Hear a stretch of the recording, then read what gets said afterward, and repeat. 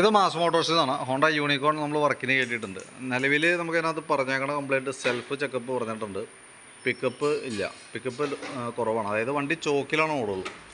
ഈ രണ്ട് കംപ്ലൈൻറ്റുകളാണ് പറഞ്ഞേക്കണേ. അപ്പോൾ സെൽഫിൻ്റെ കംപ്ലൈൻറ്റ് എന്ന് വെച്ചാൽ നമ്മൾ ബാറ്ററി ചെക്ക് ചെയ്യുമ്പോൾ ബാറ്ററി നമുക്കിത് ഇരിക്കുന്നത് ആമറോണിൻ്റെ ബാറ്ററിയാണ്. 2023 വെച്ചാണ് ബാറ്ററിയാണ്. സെൽഫിൻ്റെ കംപ്ലൈൻറ്റ് കാണിക്കുന്നത് ബാറ്ററിയുടെയാണ്. നമ്മൾ നോക്കുമ്പോൾ 12 വോൾട്ട് കാണിക്കുന്നുണ്ട്. അപ്പോൾ അതുകൊണ്ട് തന്നെ ഹോൺ ഇൻഡിക്കേറ്ററൊക്കെ വർക്ക് വർക്ക് ചെയ്യുന്നുണ്ട്. സെൽഫിലേക്ക് പോകുമ്പോൾ സെൽഫ് നമ്മൾ ലോഡ് എടുക്കുന്ന സമയത്ത് ഇതിനകത്ത് ശരിക്കും 8.5 വോൾട്ടിൽ താഴേക്ക് പോകാൻ പാടില്ല. ഓൾറെഡി 8.5 വോൾട്ട് വന്നാൽ തന്നെ കംപ്ലൈൻ്റ് ആണ്. നമ്മളിപ്പോൾ ലോഡ് ഇവിടെ ചെയ്ത് കൊടുക്കുകയാണ്. ലോഡ് കൊടുക്കുന്ന സമയത്ത് ഇവിടെ വോൾട്ട് പോകണുണ്ട്.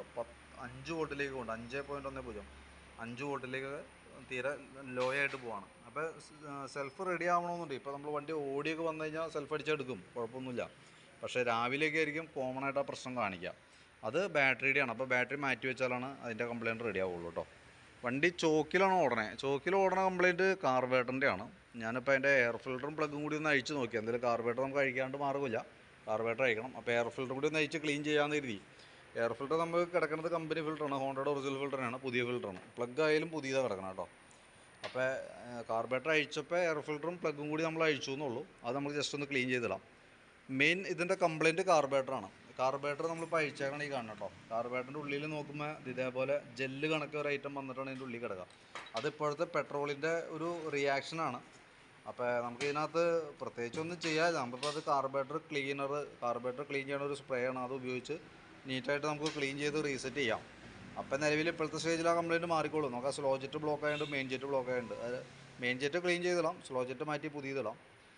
അതേപോലെ തന്നെ ഇങ്ങനെ വന്നു കഴിഞ്ഞാൽ സ്വാഭാവികമായിട്ടും നല്ലൊരു പ്രോബ്ലം എന്ന് വെച്ചാൽ പെട്രോൾ ഓവർഫ്ലോൻ്റെ കംപ്ലയിൻറ്റ് വരും. ഈ കാർബേറ്ററിൻ്റെ ഈ നോബ്, ഈ അടിയിലത്തെ പൈപ്പ് വഴി താഴേക്ക് വെറുതെ പെട്രോൾ ചാടി പോയിക്കൊണ്ടിരിക്കും. അങ്ങനത്തെ ഒരു കംപ്ലയിൻറ്റ് വരാനുള്ള സാധ്യത വളരെ കൂടുതലാണ്.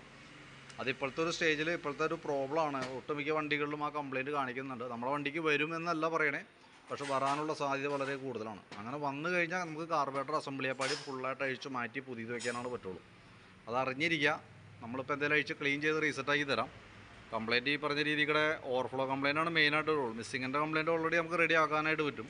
ഓവർഫ്ലോൻ്റെ കംപ്ലയിൻറ്റ് വന്നാൽ അത് സാധാരണ രീതിയിൽ അത് ചൊവ്വാവാറില്ല. കാർബേറ്റർ അസംബ്ലി മാറ്റി പുതിയത് വെക്കേണ്ടതായിട്ട് വരും. അപ്പോൾ അത് കൃത്യമായിട്ട് മനസ്സിലാക്കിയിരിക്കുക. കാരണം ഇപ്പോൾ നമ്മളിപ്പോൾ ക്ലീൻ ചെയ്തത് കൊണ്ട് നാളെ ഒരിക്കൽ കംപ്ലയിൻറ്റ് ഉണ്ടാവില്ല എന്ന് പറയാൻ പറ്റില്ല. പുതിയ കാർബേറ്റർ വെച്ചാൽ പോലും നമുക്കൊരു ഗ്യാരണ്ടി ഇല്ല. അങ്ങനത്തെ ഒരു സ്റ്റേജിലാണ് ഇപ്പോഴത്തെ നമ്മുടെ സിറ്റുവേഷൻ. കാരണം ഇപ്പോഴത്തെ പെട്രോളിനകത്ത് 20% എത്തനോളാണ്.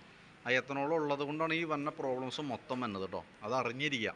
ഇനി അതല്ലെങ്കിൽ കൃത്യമായിട്ടും നമ്മുടെ ഇവിടെ ഫ്രണ്ട് ഗ്ലാസ്സുമ്മ നോട്ട് ചെയ്ത് വെച്ചിട്ട് അതുകൊണ്ട് ആ പെട്രോൾ ഉപയോഗിക്കുമ്പോൾ വരാൻ സാധ്യതയുള്ള ഭാഗങ്ങൾ കൃത്യമായിട്ട് അതിനകത്ത് നോട്ട് ചെയ്ത് വെച്ചിട്ടുണ്ട്. അത് കൃത്യമായിട്ട് നോക്കി കണ്ടും മനസ്സിലാക്കുക, വായിച്ച് മനസ്സിലാക്കുക. വേണമെങ്കിൽ ഫോട്ടോ എടുത്ത് കൊണ്ടുപോവുക, കൃത്യമായിട്ട് പഠിക്കുക. ഞാൻ ഈ വീഡിയോൻ്റെ ഡിസ്ക്രിപ്ഷനിൽ കൃത്യമായിട്ട് അതിന് ഡീറ്റെയിൽസ് കൊടുത്തേക്കാം. കാരണം നമ്മളതിനകത്ത് നിസ്സഹായരാണ്. ഇങ്ങനത്തെ ഒരു കംപ്ലയിൻറ്റ് വന്നാൽ പ്രത്യേകിച്ച് ഒന്നും ചെയ്യാം. ഇപ്പോൾ നമ്മൾ കാർബേറ്റർ അസംബ്ലി അഴിച്ച് ക്ലീൻ ചെയ്തൊക്കെ റീസെറ്റ് ചെയ്യുമ്പോൾ ഏകദേശം ഒരു 10,000 രൂപ അടുത്ത് നമുക്ക് ചിലവുണ്ട്. അത്രയും പൈസ മുടക്കിയിട്ടും പിന്നെ കംപ്ലയിൻറ്റ് വരുമ്പോൾ സ്വാഭാവികമായിട്ടും നമ്മളുടെ കുറ്റം കൊണ്ടോ മാറ്റുന്ന സ്പെയറുകളുടെ കംപ്ലയിൻറ്റ് കൊണ്ടോ അല്ല, നിലവിൽ നമ്മൾ ഉപയോഗിക്കുന്ന പെട്രോളിൻ്റെ കംപ്ലയിൻറ്റ് കൊണ്ടാണ് ആ പ്രശ്നം വന്നത്. അത് നമ്മളെ കൊണ്ട് പരിഹരിക്കാൻ പറ്റുന്ന കേസല്ല. അത് അറിഞ്ഞിരിക്കുക കേട്ടോ. അപ്പോൾ ഞാൻ ഈ ഇപ്പോൾ ഉള്ള പ്രോബ്ലം സോൾവ് ചെയ്യാനായിട്ട് നോക്കാം. ഓവർഫ്ലോൻ്റെ കംപ്ലയിൻറ്റ് വന്നില്ല എന്നുണ്ടെങ്കിൽ അതൊരു ലക്ക്, ഭാഗ്യം.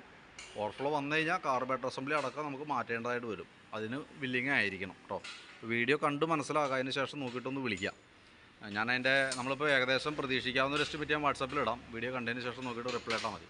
ഇതിൻ്റെ ഈ ബാക്ക് പിസ്റ്റണിൽ ഈ നീഡിലൊക്കെ ഉണ്ട്, ഈ സൈഡൊക്കെ ദ്രവിച്ച് പോയേക്കാണ്. അപ്പോൾ ഇതടക്കം മാറ്റിയിട്ട് വേണം സെറ്റ് ചെയ്യാനായിട്ട്. ഇത് മാറ്റണം, സ്ലോ ജെറ്റ് മാറ്റണം, ഫ്ലോട്ട് വാൽവ് മാറ്റണം, അതിനുശേഷം കാർബേറ്റർ ക്ലീനർ ഉപയോഗിച്ച് ക്ലീൻ ചെയ്യണം. ഇത്രയും പ്രൊസീജിയർ നമ്മൾ ചെയ്യണം. ചെയ്തതിന് ശേഷം കംപ്ലയിൻറ്റ് കാണിച്ചാലാണ് നമുക്കിപ്പം കാർബേറ്റർ മാറ്റേണ്ടി വരാം. അപ്പോൾ അത്രയും പൈസ നമ്മൾ മുടക്കിയിട്ട് തന്നെ ഇപ്പോൾ ചെയ്യണേ.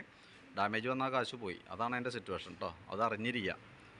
കാർബേറ്റർ അസംബ്ലിക്ക് ഏകദേശം ഒരു 5500 രൂപയോളം വിലയുണ്ട് കാർബേറ്റർ അസംബ്ലിക്ക് കേട്ടോ. അതും കൂടി അറിഞ്ഞിരിക്കുക. അതുകൊണ്ടാണ് നമ്മളിപ്പോൾ ബാക്കിയത്തെ വർക്കുകളൊന്ന് ചെയ്ത് നോക്കണേ, സക്സസ് ആവുകയാണെങ്കിൽ ആ രീതിയിൽ ഉപയോഗിക്കാൻ വേണ്ടിയിട്ട്. ഇത്രയും കാര്യങ്ങൾ മനസ്സിലാക്കിയതിന് ശേഷം വേണം നമുക്ക് വീഡിയോ കണ്ടതിന് ശേഷം റിപ്ലൈ ചെയ്യാനായിട്ട് കേട്ടോ. ഡീറ്റെയിൽസ് ഞാൻ വാട്സാപ്പിലേക്ക് ഇടാം. വീഡിയോ കാണാം, കൃത്യമായിട്ട് മനസ്സിലാക്കുക. എന്തെങ്കിലും സംശയം ഉണ്ടെങ്കിൽ വിളിച്ച് ചോദിച്ച് മനസ്സിലാക്കുക. അതിന് ശേഷം അപ്രൂവൽ കൊടുക്കുക. ഓക്കെ.